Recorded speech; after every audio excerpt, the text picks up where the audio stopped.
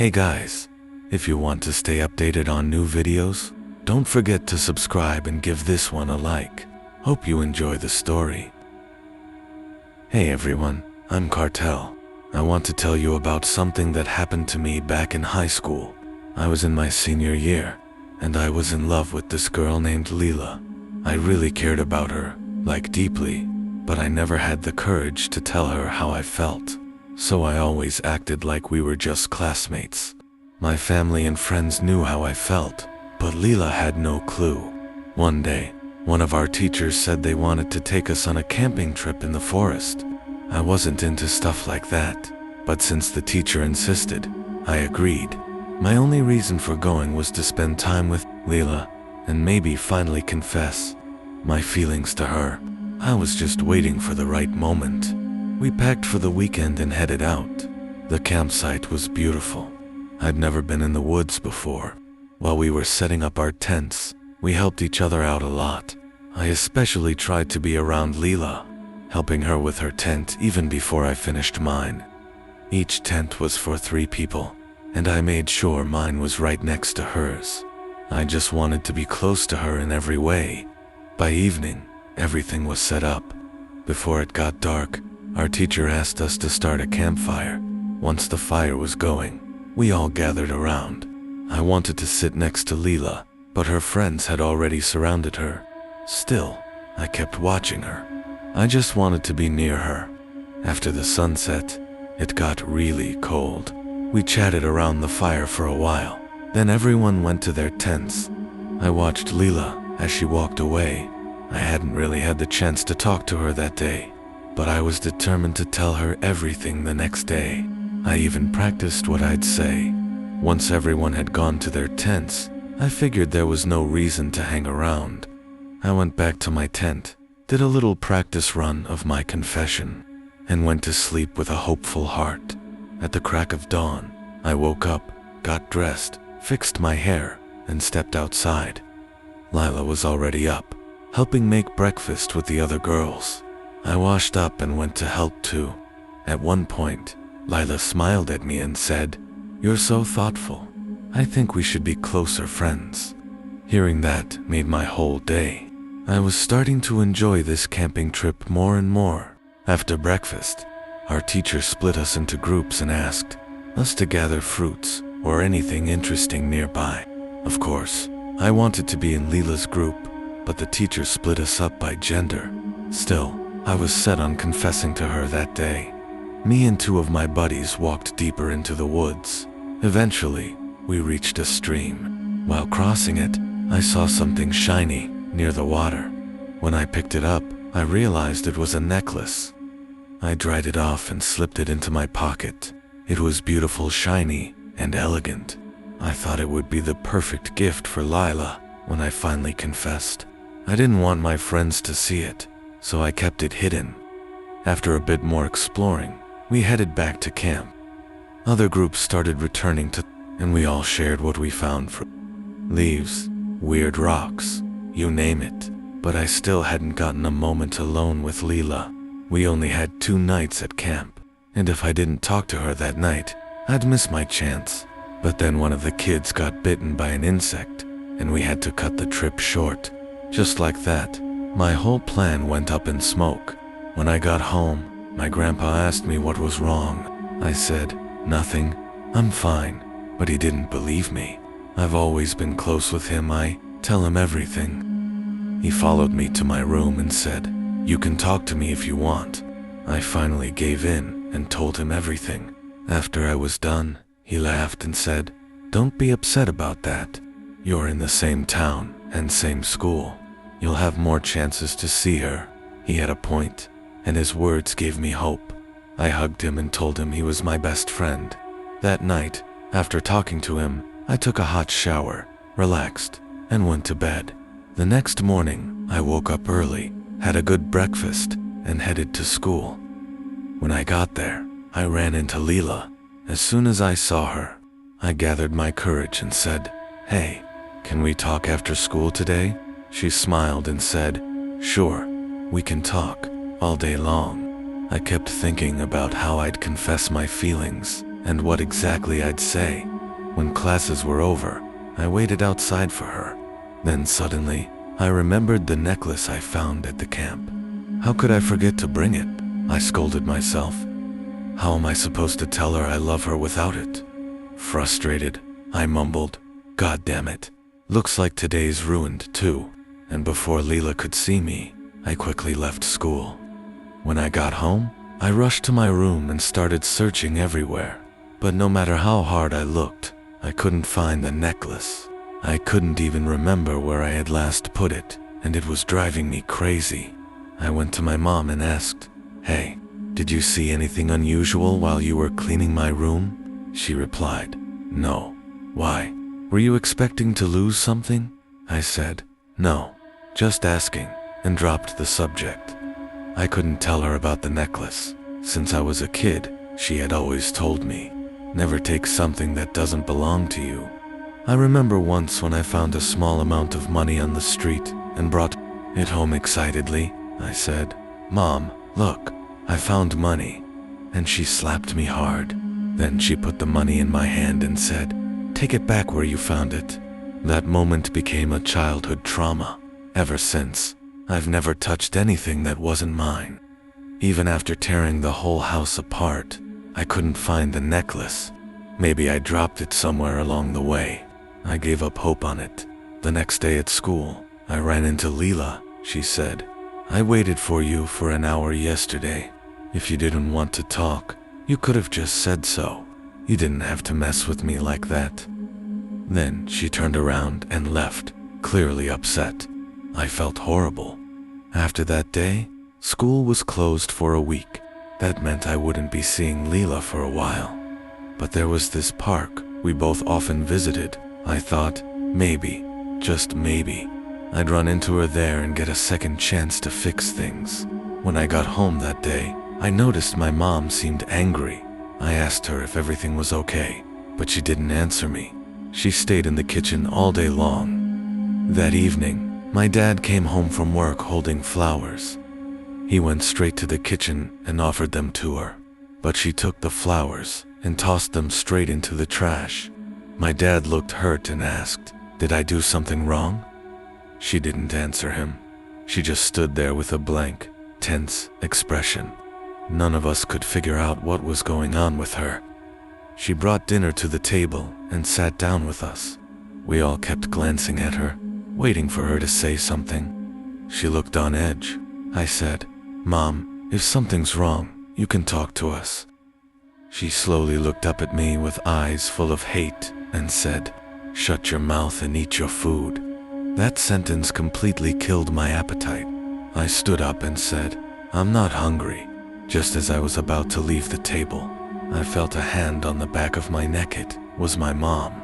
She shoved me back into my chair, forced a spoon into my hand, and ordered me to eat. My dad got angry when he saw this and said, "Leave him alone. You're hurting him." But she didn't stop. She really was hurting me. My dad tried to pull her away from me, but she went ballistic. She started throwing everything within reach at my dad. It took everything we had to calm her down. She screamed and fought for a while before finally tiring herself out. My dad carried her to bed and tucked her in. Then he came back to the rest of us. We all just looked at each other, stunned. None of us could understand why she was acting like this. After talking a little more, we all went to bed. My room was right next to my parents' room. In the middle of the night, I woke up to a strange sound. I opened my eyes and tried to figure out where it was coming from. That's when I noticed someone was standing outside my door, gently knocking. I got up slowly, walked over to the door, and opened it. It was my mom. She stood there with a terrifying smile on her face. "Mom, what's wrong? Why are you awake at this hour?" She didn't say a word. She just turned around and walked toward the kitchen. I closed the door and tried to go back to bed, but something felt off. I couldn't shake the uneasy feeling, so I got up again and headed to the kitchen. My mom was standing by the sink, doing something. "Mom, what are you doing? It's really late. You should be sleeping," I said. She turned around, and I saw that her mouth and hands were covered in blood. She had ripped off her own fingernails and was chewing on them. I freaked out. I ran out of the kitchen and woke up my dad. I told him everything and we rushed back. When he saw her in that state, he tried to call an ambulance, but she dropped to her knees and begged him, "Please don't give me to them. I promise I'll be a good woman again." My dad stared at her in shock, but he didn't call the ambulance. We cleaned her up and wrapped her hands so the bleeding would stop. She just kept smiling like nothing happened. Every now and then, she'd glance at me with a look in her eyes that I couldn't understand, but it terrified me. I didn't want to look at her anymore. I locked myself in my room. That day broke me. I didn't feel okay at all. I got under my blanket and tried to sleep. That night, I had horrible nightmares. I heard strange voices and felt pain all over my body. When I woke up, I was exhausted. I left my room and went to the living room. My dad was getting ready for work. As he grabbed a quick bite, he asked, "Why are you up so early? Isn't school on break?" "Yeah, it is. I just couldn't sleep. I think I'll go get some fresh air," I said. "All right, but don't leave your mom alone," he replied, then left for work. My dad had always loved my mom deeply, and she used to love him, too. But after what happened the night before, it was clear she wasn't okay. She was hiding something. That afternoon, I came back home after walking around. The house was eerily quiet. My grandpa had dozed off in his usual chair. I wanted to ask him about my mom, but then I heard noises coming from the kitchen. I tiptoed over and peeked in. My mom hadn't turned around, but she somehow knew I was there. "Why are you just standing there?" she asked. "Are you okay, Mom?" I said. "Yeah, I'm fine. Come help me. I'm cooking dinner," she replied. I walked in, washed my hands, and said, "Whatever you need, I'll help. Just please be okay." But the look in her eyes still scared me. She had taken off the bandages and her fingers looked awful. They were still bleeding whenever she touched anything. "Mom, please, you don't have to do this. Just tell me what to do and I'll cook." But she didn't say anything. She just kept staring at me with this creepy grin. I finally said, "Okay, I get it. I'll leave you to it. But if you need anything, call me." As I started to leave the kitchen, she suddenly said in a cold, bone-chilling voice, "I want your blood." I froze. My entire body tensed up. Her voice was deeper and scarier than usual. I turned to look at her. She hadn't moved, still facing the counter. I whispered, "What did you say?" She chuckled and replied, "Nothing." At that point, I knew she was messing with me. She was enjoying my fear. I bolted to my room, locked the door, and lay down in bed. But not even a few seconds passed before I heard aggressive knocking. I called out, "Grandpa, is that you?" No response. The knocking got louder. I got up and approached the door. My hand trembled as I reached for the knob, but I hesitated. Then I crouched to peek under the door and locked eyes with my mother. She was staring straight at me. I screamed. Her eyes were trying to tell me something, but whatever it was terrifying. "Mom, please, stop. You're scaring me. I'm begging you. Stay away from me," I shouted, but she didn't stop. She started banging on the door like she was going to break it down. Eventually, I couldn't take it anymore. I whispered, "Whatever happens, happens," and opened the door. But no one was there. I searched the whole house, but I couldn't find her. Maybe I really was losing my mind. I couldn't take being in that house anymore, so I left. I walked to the park, and there she was.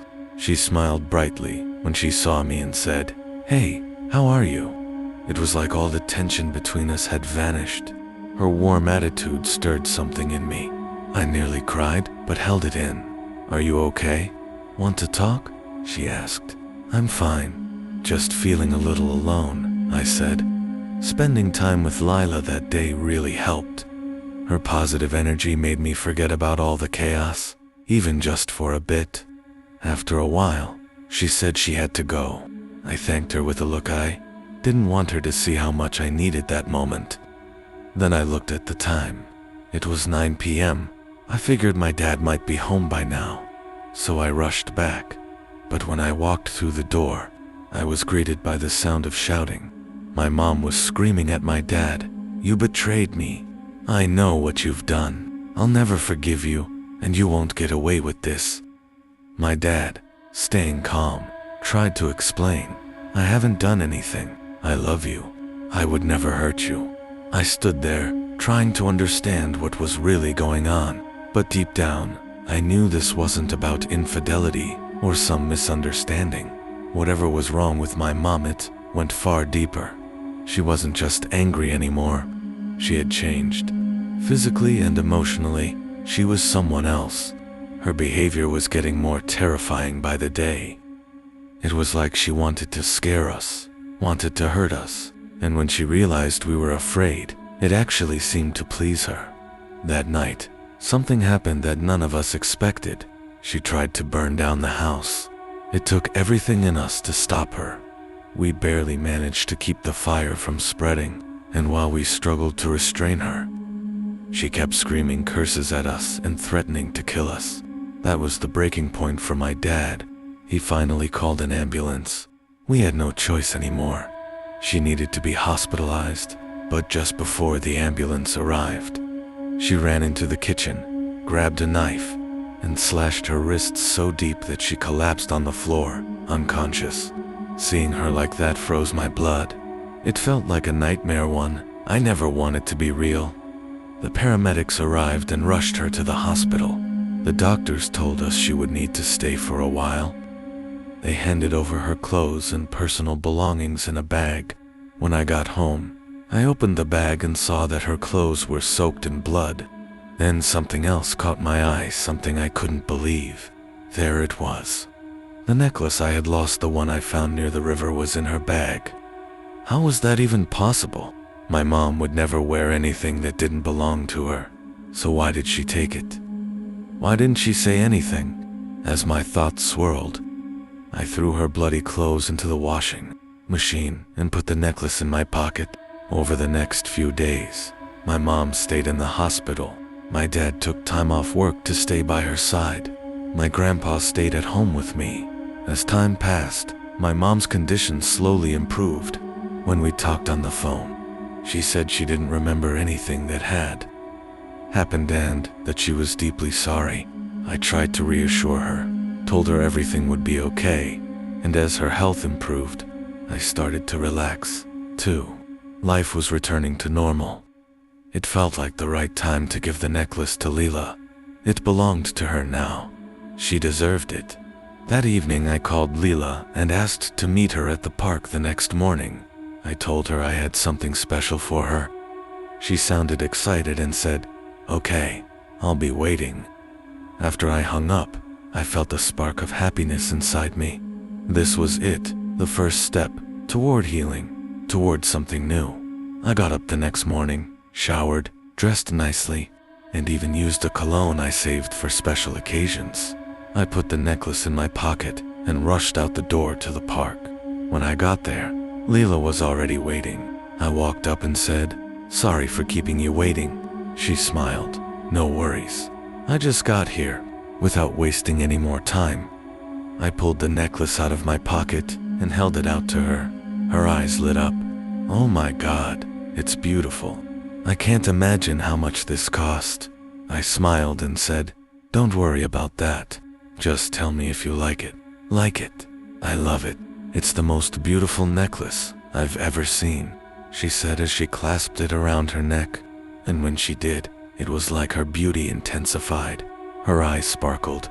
She looked radiant. We walked around for a while, but then she said, "I'm feeling a little tired. I think I'll head home. I hope you don't mind." I said, "Of course not." She left, and once again I couldn't confess my feelings. I still didn't have the courage. Maybe I needed more time. Maybe I had to take it slow. 3 days passed since I last saw her. Every time I tried to call her, her mom answered and said she was busy, then hung up. I even went to the park hoping to see her, but she never came. It felt like she was drifting away. Then, on the third day, early in the morning, my phone rang. Still half asleep, I looked at the screen. It was my friend Rowan from school. I answered groggily, "Hey, what's up? Why are you calling this early?" He hesitated. "I don't know how to say this, but you have a right to know." "Rowan, what is it? Just tell me." He went quiet for a moment. Lila took her own life last night. It felt like my brain short-circuited. What the hell are you talking about? She was just with me 3 days ago. She was fine. What could have made her do that? I don't know, Rowan said. Her family is devastated. I just found out, and I thought you should know. I didn't know what to do. I rushed out of the house and ran straight to Lila's place. Rowan was right. The police were outside. There was a funeral van. She was gone. Her mom told us she had been acting strange over the past few days. Destructive, hurting herself, locking herself in her room. And then one morning, they found her in there, lifeless. Days passed in a blur as we mourned. We all went to her family's house to offer our condolences, but inside, I was a mess. I missed her smell. I missed her voice. I wanted to hug her one last time. I couldn't accept that she was gone. She was full of life, glowing. Just days ago, she was standing right beside me, and now gone. I kept asking myself, what pushed her to this? Why didn't I see it? Could I have stopped it? During the visit, I snuck into her room. Her scent was still there. I sat beside her bed and finally broke down. The love I never got to confess, it would now live in me forever. I clung to her pillow and let the tears fall. When I got up to leave, I noticed something shiny on the floor. It was the necklace, the same one I gave her. Why was it there? It should have been around her neck, but I'd never get an answer. I picked it up, held it tight, and left the room. Outside, my friends were getting ready to leave. I followed them out of the house, clutching the necklace. She had touched it. It smelled like her, but she was gone, and so was the meaning behind everything. When I got home, I went to my room and held the necklace tight in my hand. I closed my eyes, thinking of her. Tears rolled down my cheeks. I didn't know how to live without her. Somehow, I fell asleep. In my dream, I saw her. We were back at the camp.